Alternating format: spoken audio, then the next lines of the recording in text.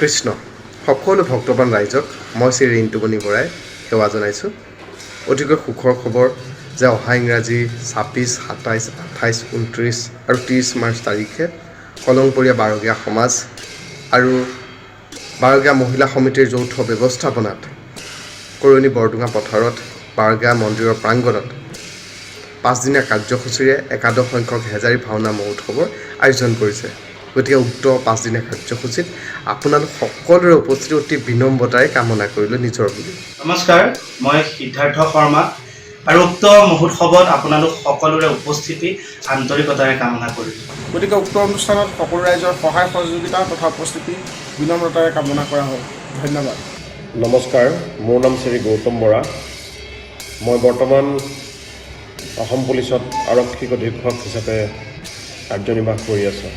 নগাঁওবাসীৰ লগতে অসমবাসী ৰাইজৰ সহযোগত এই হেজাৰী ভাওনা মহোৎসৱটো সাফল্যমণ্ডিত হ'ব আৰু সকলো ভক্তপ্ৰাণ ৰাইজ গুণী জ্ঞানী লোকৰ সমাগম ঘটিব আৰু এই মহোৎসৱটো অসমৰ ভিতৰতে এটা জাকত জিলিকা মহোৎসৱ হিচাপে পৰিগণিত হ'ব।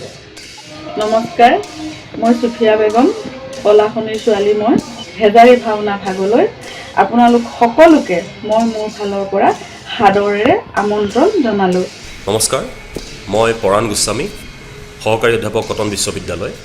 বৈষ্ণৱ কলা আৰু সংস্কৃতিৰ ৰক্ষণাবেক্ষণ, বিকাশ আৰু প্ৰচাৰৰ লগতে এই সংস্কৃতিৰ চৰ্চাৰ যোগেদি সমাজৰ ঐক্য আৰু সম্প্ৰীতিৰ ভেটিটো সুদৃঢ় কৰাত এই অঞ্চলৰ ৰাইজে এই হেজাৰী ভাওনাৰ যোগেদি যি নিৰলস প্ৰচেষ্টা যোৱা 5টা দশক ধৰি চলাই আহিছে,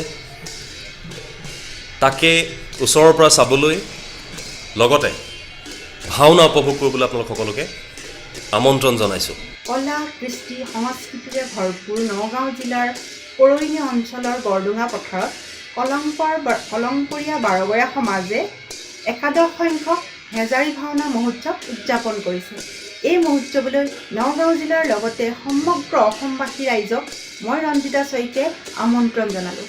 আহক আমি একেলগে এই মহোৎসৱটো উপভোগ কৰোঁ। নমস্কাৰ, মই ডাক্তৰ শৰৎ কেওট, চিকিৎসক। আহক আমি সকলোৱে এই অনুষ্ঠানত যোগদান কৰি আনন্দ পাওঁ। নমস্কাৰ, মই মৃণালী গোস্বামী পূজাৰী, মই এগৰাকী অধ্যাপিকা। আশা কৰিম এই অনুষ্ঠানটি সুচাৰুৰূপে সাফল্যমণ্ডিত হওক। নমস্কাৰ, মই পল্লৱী ফুকন।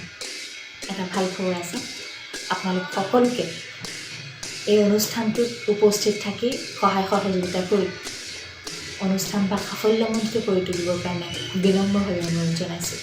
নমস্কাৰ।